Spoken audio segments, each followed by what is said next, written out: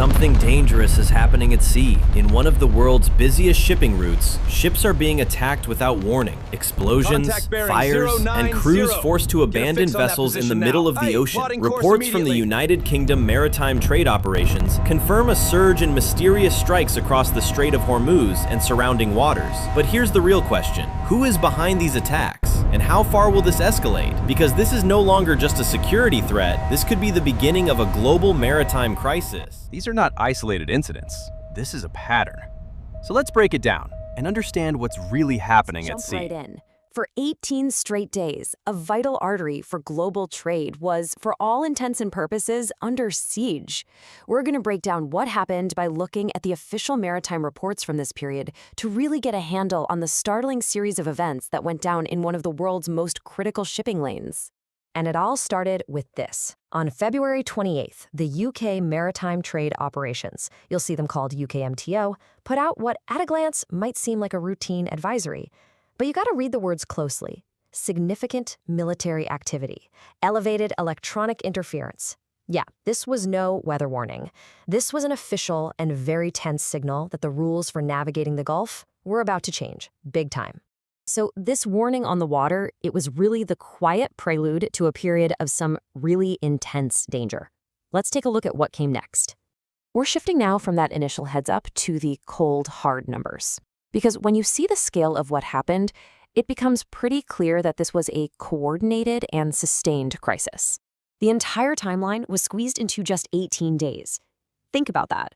From the very end of February to the middle of March, this crucial waterway was in a state of constant alert. That's a little over 2.5 weeks of just relentless disruption. And in that incredibly short time frame, a staggering 22 separate incidents were officially reported to the UKMTO.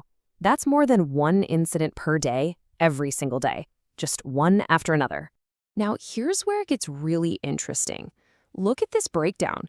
This wasn't just a string of near misses or, some strange sightings. Nope. Of those 22 incidents, a full 16 were classified as outright attacks. The vast majority of what was happening out there were hostile acts targeting commercial ships. So, what did these attacks actually look like? Well, by digging into the official reports, a very clear and, frankly, a very disturbing pattern starts to emerge. Let's try and deconstruct some of that chaos. To really get a feel for the intensity, just look at one 24-hour period. On March 4th alone, 5 separate incidents were reported. This wasn't random. This was a dramatic escalation, and it put crews all across the region on the highest possible alert. This table gives you a perfect snapshot of what was going on. You see a container ship struck on March 4th, fire in the engine room. Then on the 11th, 2 tankers are hit, both of them catching fire. A day later, another container ship gets the same treatment. The targets were different, but the outcomes were dangerously consistent. So let's pull all these threads together. Time and time again, the reports use this same menacing phrase. The vessel was struck by an unknown projectile. And that was almost always followed by reports of a fire, often hitting near the waterline or in supercritical areas like the engine room. And of course, that forced crews to evacuate.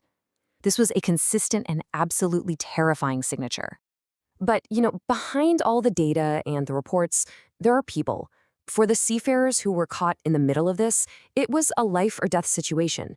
So let's try to get the view from the bridge. Can you imagine being the master of a ship and having to write this down? You see a splash, you hear a loud bang, right next to you. This direct account from March 10th just captures that constant, hair-trigger tension. It's the sound of a near miss, a moment that could have ended so differently. And this right here, this powerfully illustrates the stakes. On the left, you've got a report from March 2nd. The outcome is a massive relief. All members of the ship's crew are safe. But then you look to the right, an incident from March 11th. With a chilling update 2 days later, some of the crew remain unlocated. These aren't just vessels. They are workplaces, they are homes, and the outcomes for the people on board could not have been more different. After those 18 days, the high frequency of reports did seem to subside, but the crisis left behind a sea of unanswered questions and a sense of lingering danger that really hasn't gone away. And the story isn't entirely straightforward either. Check out incident number 23. A tanker reported being struck by an unknown projectile, just like the others. But an update later reclassified it. The damage was now thought to be from falling debris from interceptions. This just adds another layer of complexity, you know?